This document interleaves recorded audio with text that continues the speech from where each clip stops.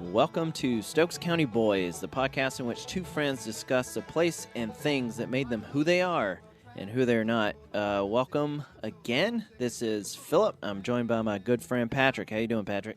Hello, hello. Living the dream. I like to hear it. I love it.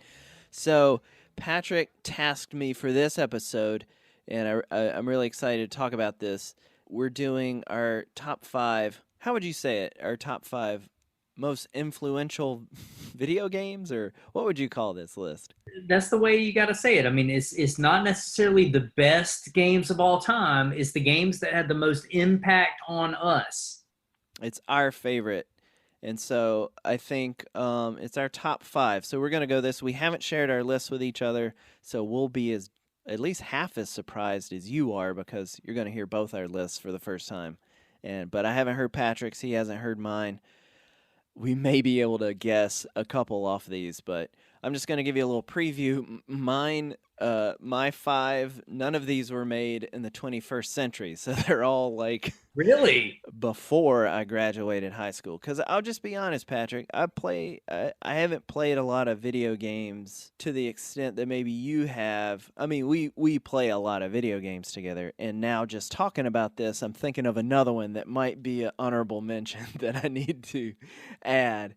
I don't know. I think for me, the ones that had the impact and came first to me were the ones I played as a kid in high school, things like that. All right, all right. So we'll get into that later, but first, as we are the Stokes County Boys.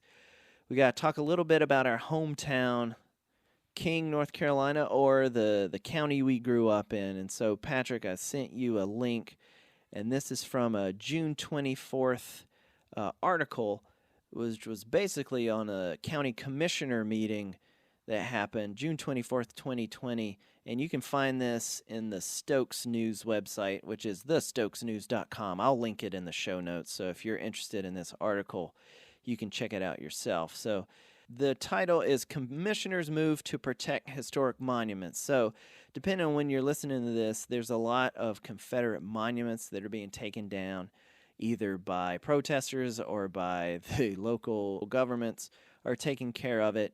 For this is in response to a lot of the Black Lives Matter movement and kind of a racial reckoning that's hopefully this is just the beginning and will continue into the future. But a lot of these monuments that celebrated the Confederacy, problematic people like Christopher Columbus, or there was one of a slave trader or something terrible like that in England that got torn down and thrown into the water or the river nearby. So there's a lot of this going on. But in this article, there apparently is a Confederate memorial that's right next to the courthouse. Now, this is kind of insidious, putting this right next to the courthouse, but the commissioner meeting today, a lot of these towns and counties are deciding to remove this. It seems like Stokes County's doubling down. So it's pretty short because they cover some other business from the commissioner. But Patrick, if you don't mind, I'm just going to read through the part. If you want to interject with any comments or observations there, feel free to do so, okay? Go for it. Stokes County Commissioners approved an ordinance protecting the county's historical monuments and buildings during its regular meetings here Monday night. Board Chair Andy Nicholson said he asked County Attorney Ty Browder, to put something together this week. The ordinance includes, quote, a building, monument, memorial, plaque, statue, marker, or display of a permanent character that commemorates an event, a person, or military service that is part of Stokes County and or North Carolina history and which is located on property owned by Stokes County or located on public property, end quote. Anyone in violation of the ordinance would be guilty of a misdemeanor and subject to a fine of $500 per offense, the document said. Quote, I can support this in a heartbeat, end quote, said Commissioner Jimmy Walker, but there are already laws in place to not deface monuments. Anyone who does should face strong consequences, and this applies to all. I'm not targeting any race or nationality, end quote. Now, this kind of struck me as odd. that the little addendum that he's not targeting any nationality or race. Now, why would he be saying that? I Well, think you know because he's why. a white male. In a county that's 95% white. But in fairness, and I'm not defending the what. I'm defending the who. In fairness, what else can he say in this situation? I mean, like, I am a white middle class male. I don't know what I I can't like. I don't I know know what how he to could be say. anything He could else. say, "Let's take it down." If you're in his shoes, what do you or can you say? Because you know you're going to be attacked as You a got to do the right thing. You got to do the right thing. you I do. think that is your moral. It's a moral and ethical thing. Like he shouldn't worry. I mean, at this point, they have to understand the historical significance of these Confederate monuments when the majority of them were not. They were the majority of them were built, and we're going to talk about the year that this one was erected. But the majority of them, including like Silent Sam and the ones in Durham and the ones in that were taken down, uh, you know, Pittsboro nearby, Hillsboro, all these ones, they're mainly put up in the, let's say, 50 years after the war. Now, what's going on there? That's the Jim Crow era. So these weren't built during the Confederacy. They were built as monuments to white supremacy and to remind, certain people, which were the black population of these areas, to either stay away from this area that they're placing these monuments in, or to remind them of the control by law and the segregation that was taking place. So they're monuments of intimidation, if you really look at it. The guy goes on to say, well, this is Commissioner Rick Morris. He goes on to say about this fine and this kind of doubling down on just keeping monuments the way they are. He said this sheriff gives one more tool in the tool belt. And then he says this, and this is really interesting to me, and I want to get your thoughts on this. He just goes on to say when ISIS came into power in Iraq, the first thing they did was pull down monuments. That's what terrorists do. They try and destroy history. Now, it is true that ISIS destroyed these like ancient things. And we're talking about a monument. As I said before, some of these monuments were built in the 1910s, 1920s. As you saw, if you see the one that got pulled down in Durham, these are not priceless artifacts. They were cheap. They were sold by carpetbaggers. Some of these images of like Confederate soldier statues that were built, you'll see the same model and mold that was commemorating soldiers, American soldiers in the North. But this is what blew my mind. This Confederate monument that they're talking about is in Danbury, which is the county seat. It's a very, very small town. This was built in 1990. And number one, I do not have any recollection of this thing being there. And number two, how did that thing get built in 1990? Well, that's part of the problem that I see in It this blows whole. my mind. Well, it's part of the problem that I see in this whole monument and tearing down statues and all this. And again, I'm not opposed at all on looking back in retrospect and not necessarily questioning why or why not something should have been erected or been in a public place or private place for that matter. I do think that it's worthwhile to look back and question whether it should stay in a public or private place. I'm completely open to that conversation. My issues specifically with the thing in Stokes County that's become a talking point is the dates. We talk about, oh, we love the history, we love, like this and that, and I'm Southern born, Southern bred. I love living in North Carolina. I love my family. I love the lessons I've been taught about community by living in the rural South. I love the lessons I've learned about community and family living in Durham, where I live now. My problem is that if you want to throw, oh, it's about history, oh, it's about nostalgia, because that's what it is. Yeah. This thing was built in 1990. Marge Schott owned the Reds. It was the year before the Braves won the pennant. Okay. We're talking about like way too modern for you to throw this. Yeah. Oh, it's history. Like, no, I it's gotta look at. 1990. I've got to know how that got erected, especially like it's a big granite slab, and there's like little seats around it, I guess, so you can sit and wish for the good old days or whatever. I don't know, but it had to be quite expensive in a county that probably doesn't get that much revenue to like build things like that. I mean, I almost guarantee it's probably funded by the Daughters of the Confederacy, whatever that group's name is. I'm blanking on the name now. You Sons know what of I'm talking about? Confederacy. Yeah. There's the Sons of Confederate Veterans, and then there's the Daughters of the Confederate Veterans, or something like that.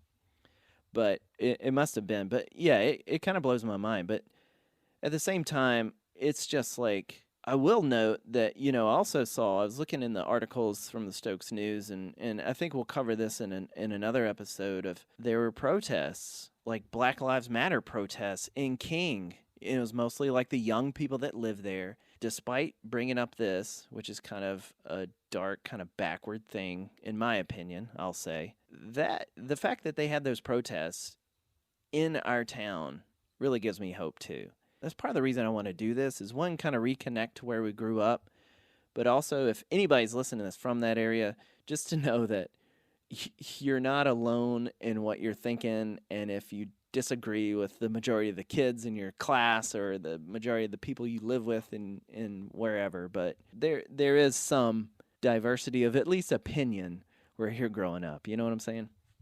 Well, it's important to piggyback on what you just said. It's important for anybody to know, regardless of where you are, regardless of where you're from, regardless of where you're going or this and that, your opinion matters.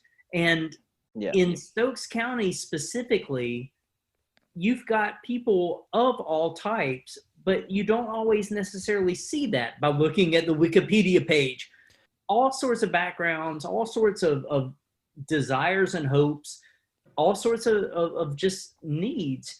And I think it's important that we have the conversation, but in a civil way that seems to be neglected in this day and age, where it's all about, are you on the left or are you on the right? Oh, Yeah. then boom. It doesn't even matter what you have to say. I'm already for or against you. There's no dialogue. I hate that. Give us the dialogue. Like let's but make it be authentic and legitimate. Let's have the dialogue about this. There's a statue in Stokes County that is trying to be protected. Should it stay? Should it go? Well, let's look at all of it in a completely open-minded, discussive way. Why was it erected in the first place? Why was it erected in 1990 instead of 1890? Like let's look at this. What my beliefs when I look at a statue and feel nothing, and I look at the person next to me that I graduated with, that I hold as a brother, that I love as a person, as a human being, sees that statue, that same exact statue, and feels something completely different. They see oppression, they see racism. Then who am I to think that my opinion matters more than theirs? Yeah. Everybody's always offended about something. Yeah, I get that. But I have the right to be less offended about less things than some people have the right to be offended about bigger things. Right. And I will defer to them. All right. Well said, Patrick. Thank you for that. And if you let us know what you think, stokescountyboys@gmail.com, and we can you can rip into us one way or another, and just know that Patrick doesn't manage that account, and whatever response you get is coming from me. Okay? and I'll let you know how it is, okay? All right, let's take a break and we'll get into something a little bit more fun. We'll get into some video games. How's that sound, Patrick? Yeah. What's up, everybody? If you haven't heard about Anchor, it's the easiest way to make a podcast. Let me explain. 1, it's free. 2, it's creation tools that allow you to record and edit your podcast right from your phone or computer. 3, Anchor will distribute the podcast for you so it can be heard on Spotify, Apple Podcasts, and many more. This is a big one because it's really hard. I've done it manually. It's not fun to get it on all those websites. And lastly, you can make money from your podcast with no minimum listenership. That's what we're doing, Patrick, and trust me, they'll pay us. It's everything you need to make a podcast in one place. So download the free Anchor app and go to anchor.fm to get started. Now back to the show. Oh, one last thing before we get back to the show. Please go to our Anchor website at anchor.fm/scboys/support, and you can support the show for as little as 99 cents per month. What do you get in return? Well, the show keeps going, and the other thing, any supporter will get a shout out on the show, so you'll be entered into the record of the Stokes County Boys. And also, if you'd like, we'll reach out to you, and you can choose the topic of a future episode. Thanks in advance for your support. Now, back to the show.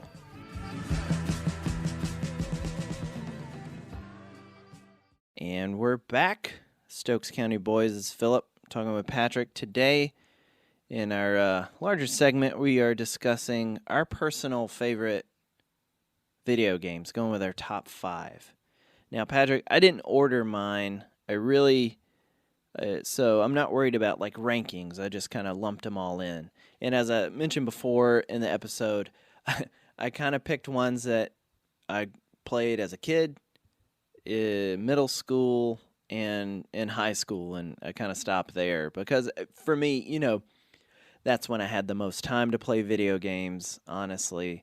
That's when they probably had more of an impact on me personally.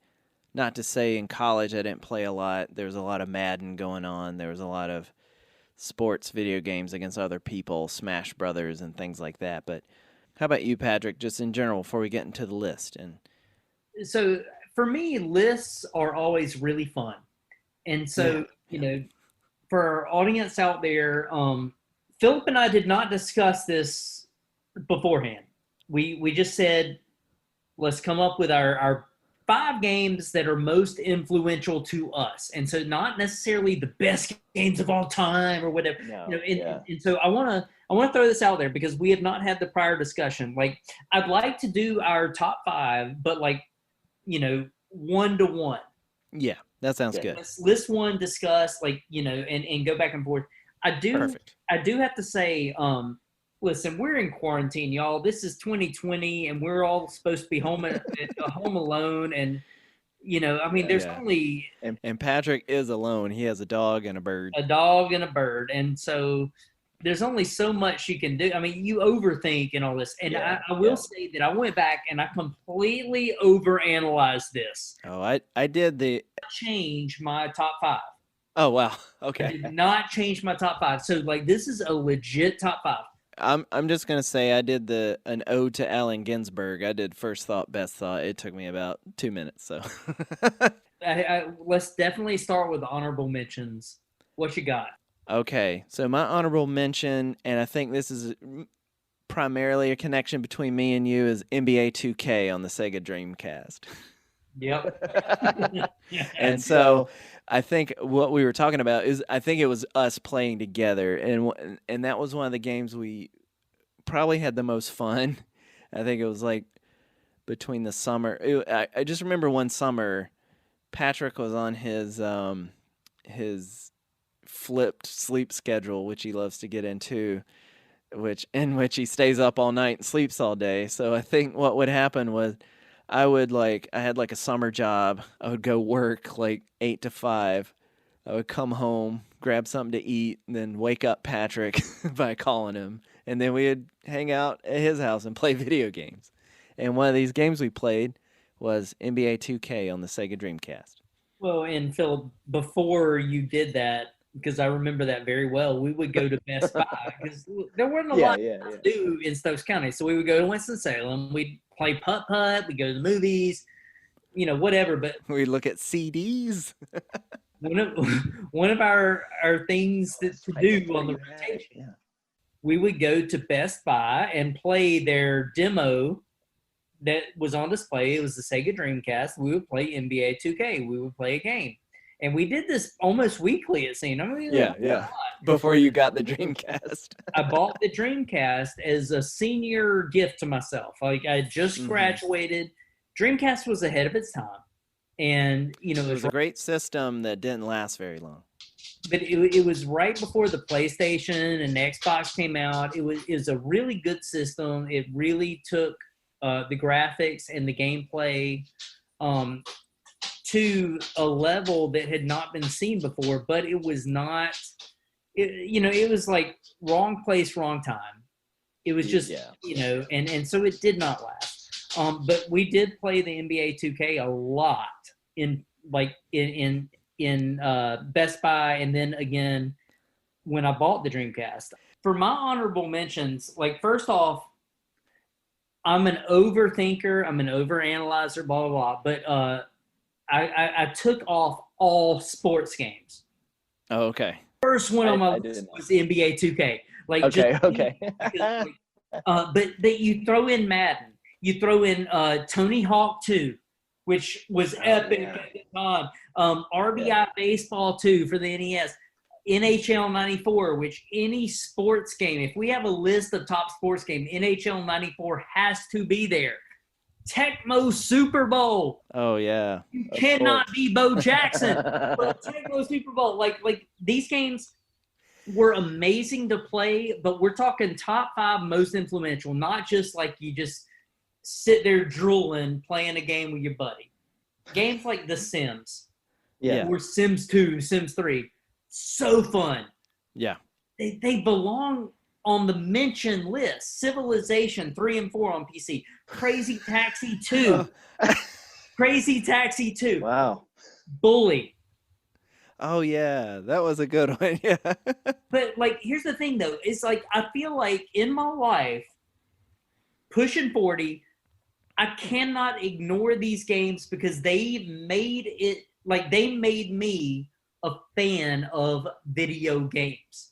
Yeah. A couple others I want to throw out on the honorable mention list.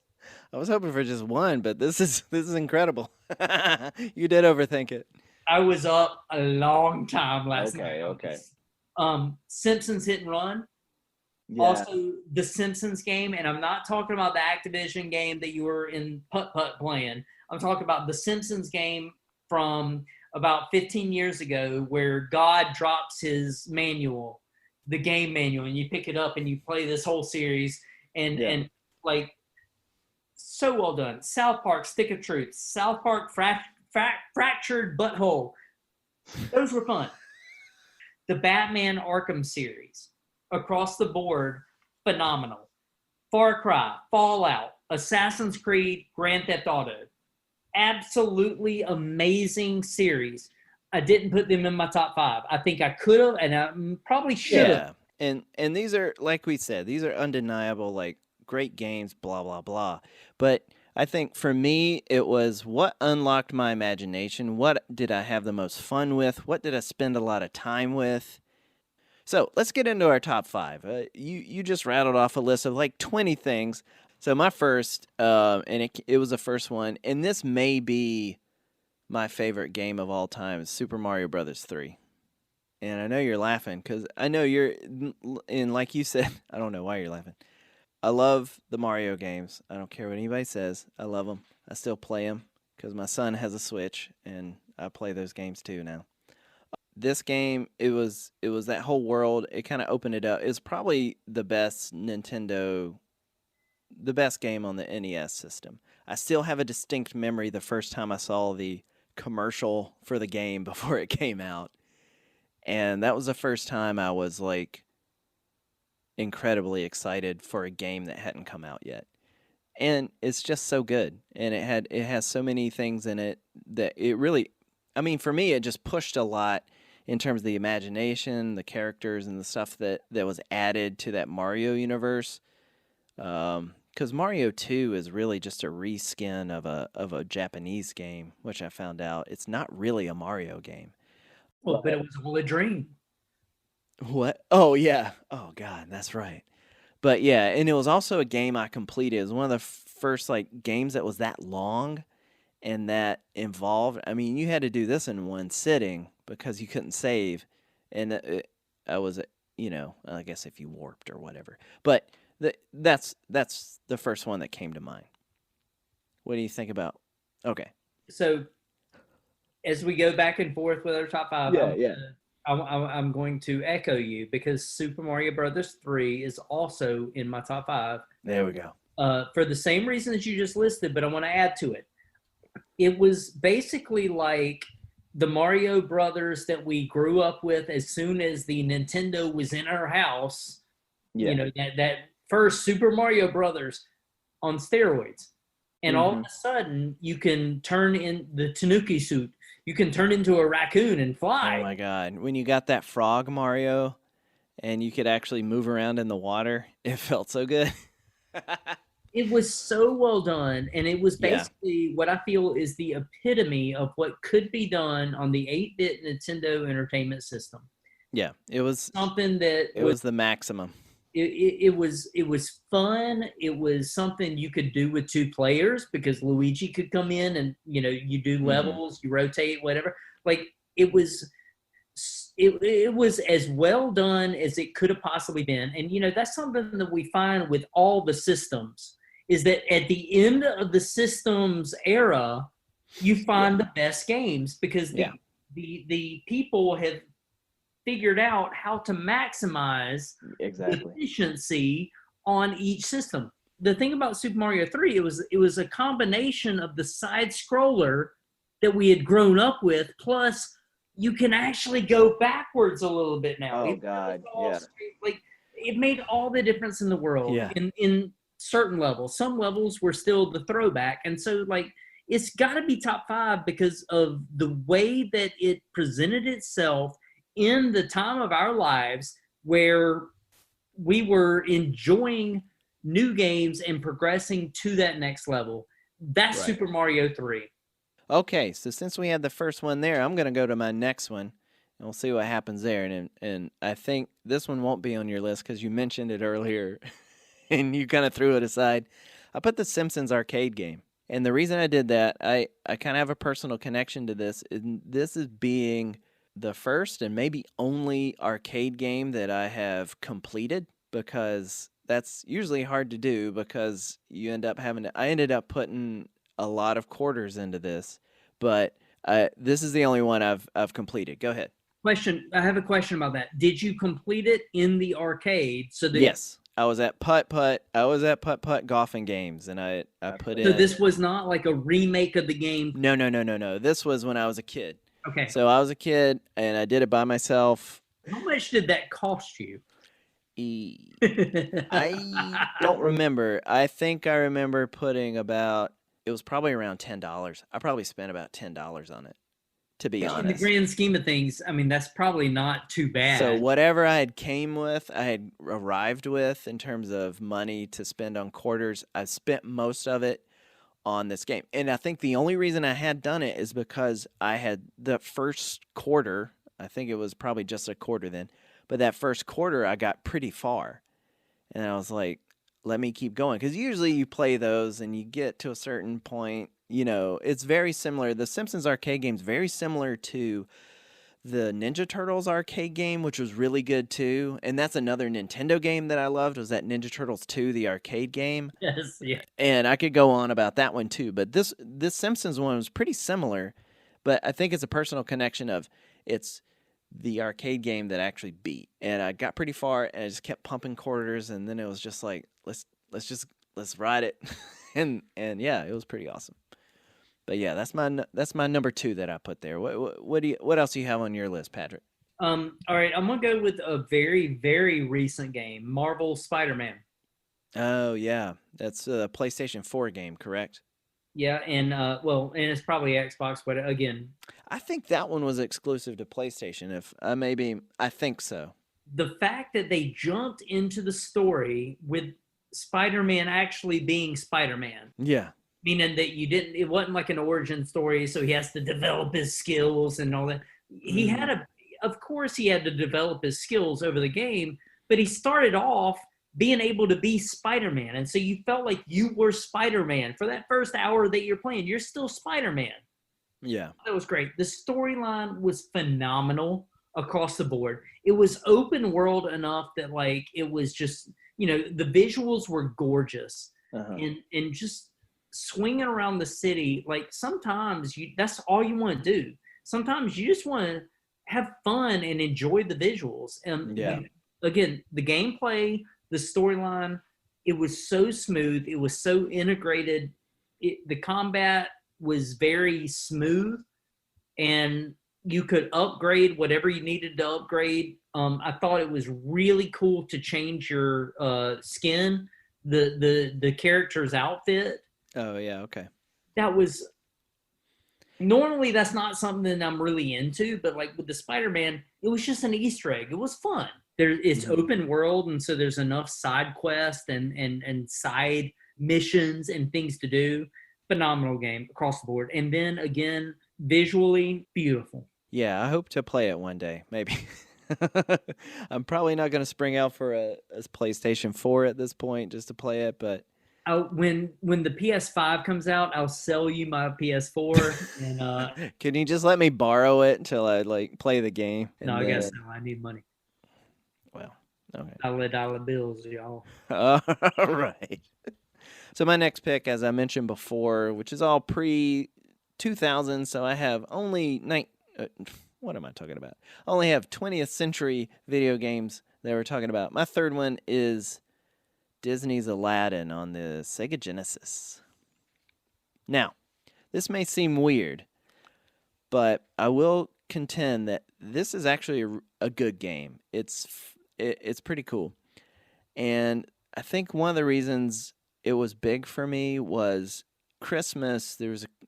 I don't know what year it was, but it was a Christmas. I got for my big gift, I got a Sega Genesis. And there's a couple things. So I didn't get the first, there was a first generation Sega Genesis. It had like the red stripe in a big circle. And then later on, they made like a smaller, more compact one. Do you know what I'm talking about, Patrick? What systems did you have? Okay. As a kid, uh, I was probably in kindergarten or first grade. I got the Nintendo Entertainment System. And then from there, I got a Sega Genesis. And after that, I think a Nintendo 64. And then in college, I had a GameCube. So I was a Nintendo guy mostly. So I had an Atari Hmm. 2600. Yeah. My neighbor had one. I remember this neighbor. I had a next door neighbor. They had kids. They were older than me. Like their daughter babysat us a few times, and the son he had a 2600, and I remember watching him play like Pitfall or something on there. Well, go ahead. Sorry. I had an Atari 2600. My favorite game was baseball. You could only play two players. And so my feet would be the green and my hands would be the purple. Wow. Yeah, yeah. Anyway, um got a Nintendo Entertainment System, like the original Nintendo. Mm-hmm. From there, ended up. I think the next thing I got was the Dreamcast, Yeah. and after the Dreamcast went Xbox, the original Xbox, Mm-hmm. Xbox 360, and then PS4. So I've not really had a whole lot of systems. I guess That's five true. in my Yeah. entire life. Yeah, I probably had more because after the GameCube, later on, after like I had the GameCube, I kind of paused a little bit. Then I think I got a Wii and then a PlayStation 3. And that was my last system for a while until we got my son the Switch. But anyways, let's get back to Aladdin. So I think one reason this really has a special place in my heart, even though it's not the best game, it's a fun game, it's a fine game. I think it looks really good, honestly. Like for a 16-bit system that's going off like an animated movie, it looks good. I think. Of course, I haven't played it in a while. I might. Last time I checked, it looked pretty good. But the thing was, is like I got at Christmas, I got that system. It came with Sonic 2, I believe, which is another game I like a lot. But it had this offer where you could mail in for a free game, and you had like a list of games. And Aladdin was the game I chose. And so, of course, unlike now, if you order something, it said, please allow like 6 to 8 weeks. And so there was a period of time where I kept checking the mail. I just had this, like, after I got off the bus from school, I'd check the mail and keep checking the mail, and it wouldn't come. I even created a little song in my head as I walked to the mailbox, singing to myself, like, please have the game, please have the game. And I remember the day that I finally got it. I don't know how long it took, but, when you're a kid, it feels 2 months can feel like 2 years when you're a kid, especially when you're waiting on a free video game. And it came in, and it was like a great day. Like I said, it's not the best game. I think it's a fine game. You can use a sword. You can throw apples. You can jump around. It's basically, a platform game. But it's fun. That's my third pick. So yeah, go ahead. These are not in any sort of order. Yeah, likewise. Red Dead Redemption. Yeah. Red Dead Redemption 2 just came out and got a lot of clout. I mean, and rightfully so. I enjoyed Red Dead Redemption 2. Red Dead Redemption, the original, though, was a sequel to Red Dead Revolver, which was a different game altogether. I forgot about that. You're looking at kind of like the difference between Grand Theft Auto and Grand Theft Auto 3, which made Grand Theft Auto Grand Theft Auto. Grand Theft Auto, the first one's like Road Rash or something like Road Rash. That's another good game. I'm gonna have to redo my games now because you said just throw it on the honorable mention pile. Yes. Red Dead Redemption was such a good story. What I liked the most about Red Dead Redemption was the intro. Because you had a 20-minute train ride where you're not doing anything. You're just sitting there on a train. That's true. But everything that you're hearing, you're eavesdropping. You're being the creeper that's just sitting there. Yeah. But everything ends up coming into play. There's 2 scenes in Red Dead Redemption that just were absolutely amazing to me. One was when you have to go down into Mexico, and we're skipping out on a lot of the story. Yeah. In all these games because got to hit the highlights. But there's a scene where you have to go down into Mexico, and it's a horseback ride that takes you a pretty good time to go from Texas into Mexico. Yeah. And so you're riding this trail out and this music starts playing. And the music's just going along. You're looking around, enjoying the scenery, got this song playing. It's just everything about it is perfect. You're not trying to shoot somebody. You're not trying to look out for what's behind you. It's just enjoy the moment sort of thing. The last 3 years of my life right now, I've spent a lot of time in Texas and the Southwest purely for vacation purposes. I have gone to Texas on a weekend just to get brisket. I mean, this is what I'm saying. I like Texas. I love this area, and that moment was so just eye-opening, awesome. And you combine that with, again, the music major in me. Yeah. Oh my God, this is great music. Phenomenal. I don't want to give any spoilers away because somebody somewhere has not played Red Dead Redemption and is going to. The end of the main story of Red Dead Redemption. I haven't finished it, to be honest. I bought it and I started playing it, but I was in grad school and I couldn't finish it because I wasn't able at the time to spend enough time on it. But it's a great game. It's awesome. You have to be able to invest in it. Yeah. So you say the ending is really good. It's one of those that it's just like, wow, perfect. perfect. And then you move on. And the way that they did it, I like open world games like Fallout, like Grand Theft Auto, Far Cry to an extent. I like those games where you still can do other stuff once the Yeah. main storyline is over. Yeah. And Red Dead Redemption gave you that option, but they did it in such a way that was just, wow, good for you. Well done. Very, very well done. Awesome. All right. So I'm going to go with my fourth of my five. And actually, you mentioned it earlier, too. It's NHL 94. Because I didn't exclude sports games, so I put it in there. This game taught me the rules of hockey, and I don't think I would have ever understood it if I didn't learn through this game. And there's that move I could do. I think you know what I'm talking about because I used it on you. But it's one of the first like sports games where I could be like completely dominant in, and like frustratingly so if I played it against other people. But yeah, and my team was the Boston Bruins for some reason. I had Ray Bork. It had Ray Bork, it had Cam Neely, who, as we know, my favorite version of Cam Neely was Seabass and Dumb and Dumber. We'll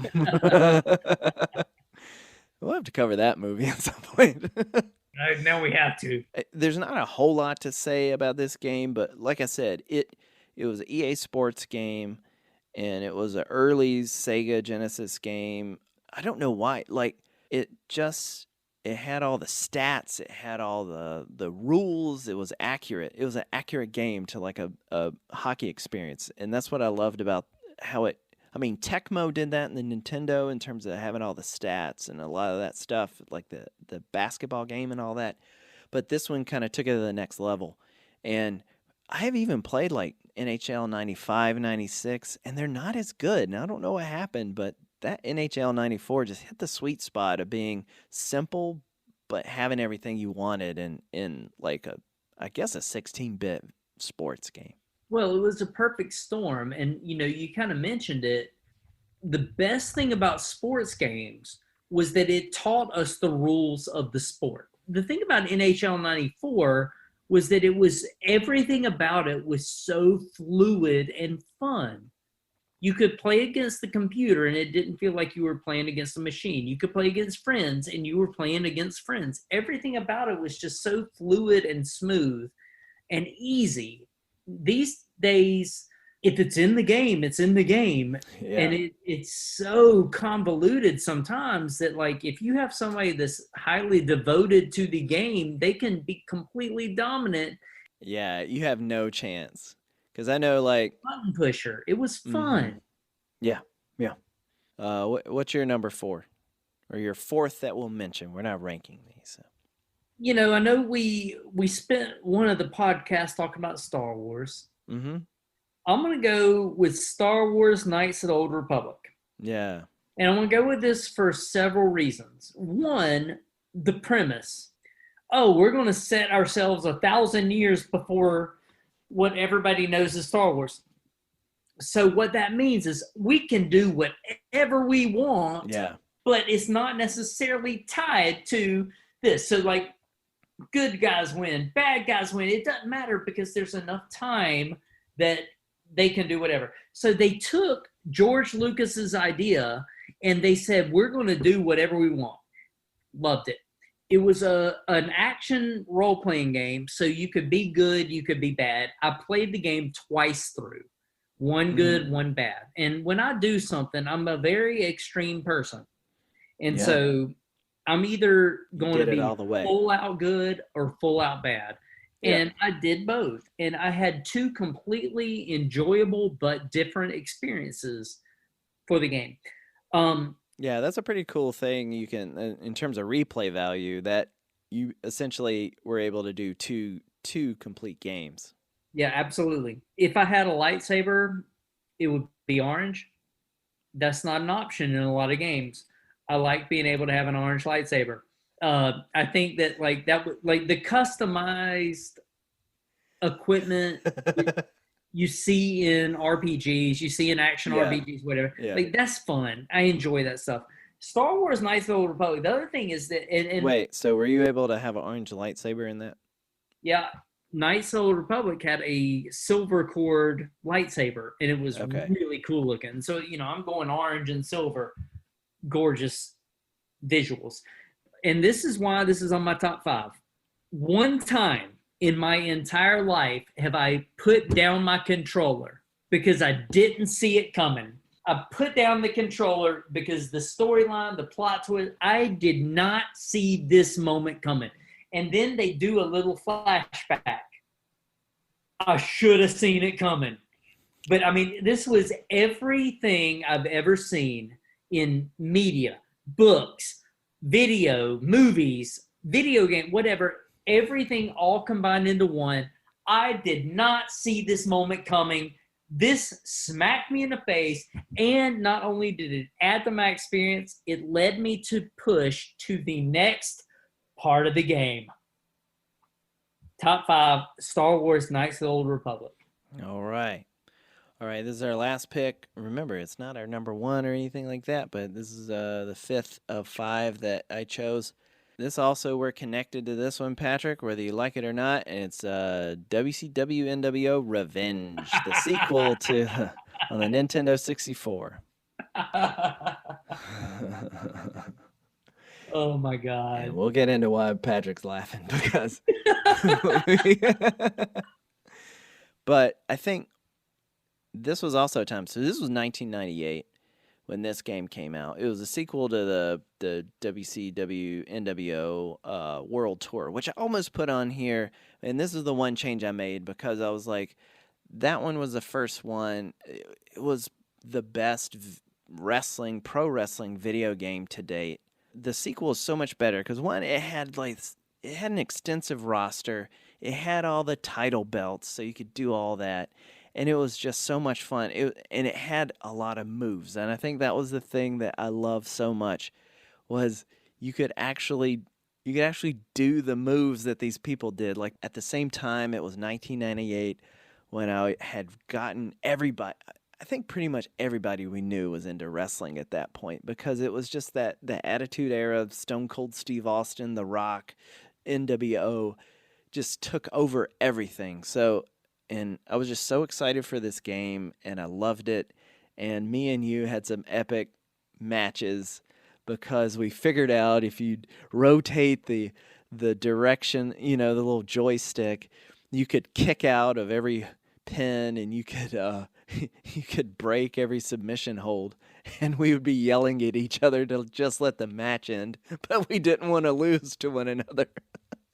And I think we just ended up having to do like tag team matches on the same team against the computer after a while, but yeah, it was a fun time. Well, and like you said, it's a balance between the gameplay itself and the experience that you're having playing the game. And if I died tonight, one of my least 5, like bottom 5 moments, was Ashley beating me on that game, and I was using the trick. I was using that trick we had found, and somehow it didn't work on that one match, and I lost. And to this day, I still wake up crying. You just reminded me of that.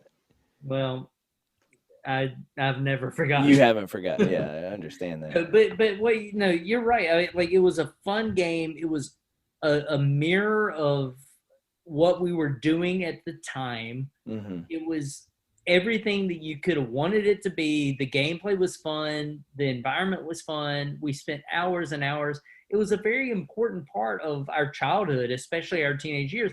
And like you mentioned, everybody was into that stuff at the time. Yeah. If you remember, and I hope I'm not misremembering this, but like, if I recall, at South Stokes High School, every Tuesday, we had at least one class where we didn't really do anything. Yeah. Because everybody was talking about what happened on either Monday Night Nitro or Monday Night Raw, which and usually both. And Patrick intentionally calls it, and we know that the name of it is Monday Nitro, but where we grew up, everybody called it Monday Night Nitro. But yeah, I specifically remember ninth grade, my last period. I had Mr. Vite, and every Tuesday we knew we could get him on. Hey, did you watch did you watch Nitro last night? And we could always get him off topic. So much so he used to call me Juventud after Juventud Guerrera, the the Mexican luchador. Hoovy, Yeah. Guerrero. And even like years after, every time he'd see me, he'd be like, Juventud, and give me a very strong handshake. So that's it. What's your last one? What you got, Patrick? So I saved this one for last for a reason because this game, when I finished it and I put my controller down, it wasn't Mhm. like Knights of the Old Republic where I was like, holy crap, I did not see that coming. It wasn't like Mario 3 where I was like, childhood, yay. It wasn't like Spider-Man, like, oh, this is just a great game. It wasn't like Red Dead Redemption where, wow, this was just a solid finish to a solid game. When I put this game down, I legitimately said, this might be the best overall game I've ever played.